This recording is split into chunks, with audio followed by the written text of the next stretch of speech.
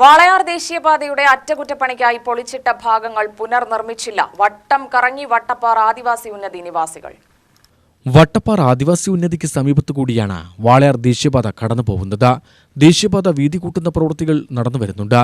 എന്നാൽ അറ്റകുറ്റപ്പണിയുടെ ഭാഗമായി എടുത്ത കുഴികൾ മൂടിയിട്ടില്ല.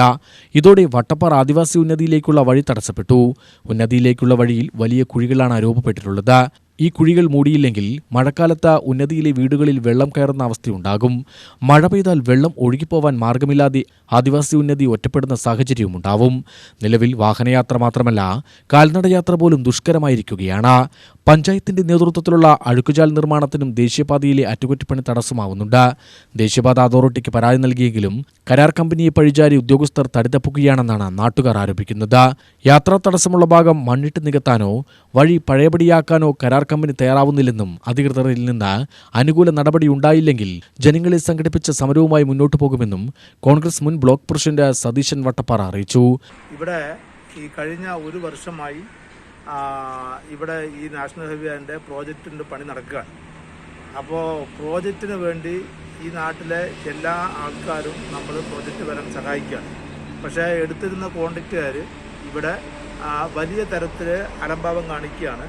ഇവിടെ 5 മീറ്റർ റോഡ് ഈ പറയുന്ന ആൾക്കാർക്ക്, നമ്മുടെ താമസിക്കുന്നവർക്ക് 5 മീറ്റർ റോഡ് ഈ വഴി കൂടെ നമ്മൾ റോഡും ടാറോ അല്ലെങ്കിൽ കോൺക്രീറ്റോ ചെയ്ത് ഇത്രയും ആൾക്കാർക്ക് പോകാനുള്ള സൗകര്യങ്ങൾ ഉണ്ടാക്കി തരാം എന്ന് പറഞ്ഞിട്ട് ആണ് ഇവിടെ നിലവിലുള്ള റോഡൊക്കെ പൊളിച്ച് ഇവർ ഒപ്പുവാക്കിയത്.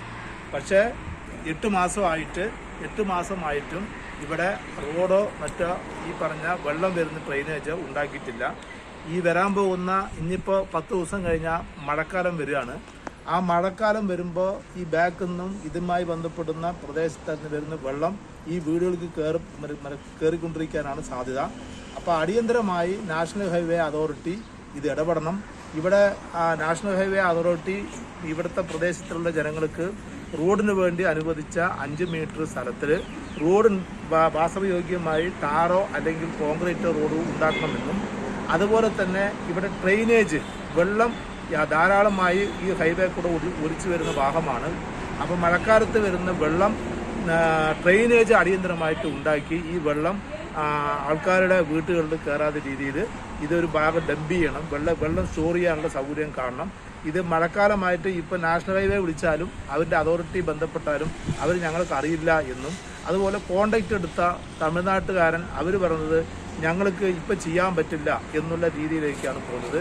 ഇതിനായി സമരസമിതി രൂപീകരിച്ചിട്ടുണ്ട്. അതേസമയം വിഷയത്തിൽ പഞ്ചായത്ത് ഇടപെട്ടിട്ടുണ്ട്. UTV news, Palakkad.